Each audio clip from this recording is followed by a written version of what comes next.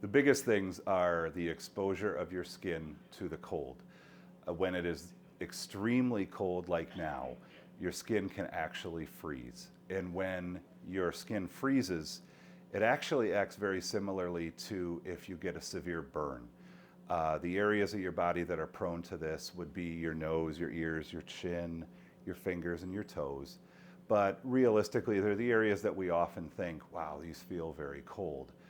The blood flow can reduce when it's so cold.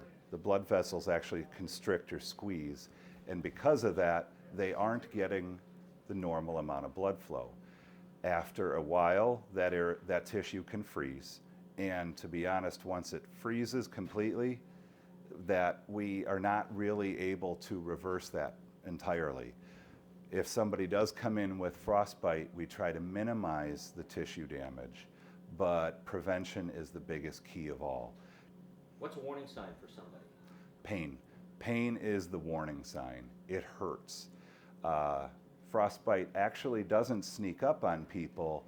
It will realistically happen for one of two issues. If you power through it, because you just refuse to seek shelter, particularly if you're away from shelter, that can be an issue.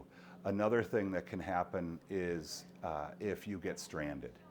Being stranded out in the cold, that can be devastating. If your car breaks down, for example, and you have no way to get help, that can be extremely dangerous. Unfortunately, you will know it's coming, and it's the people who generally don't have the ability to seek shelter and to get into a warm place that actually will suffer significant injury.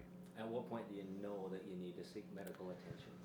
When you're continuing to have discomfort after you've been inside for several minutes. If you will often at the same time, you may see whitening of the affected areas, say for example your hands.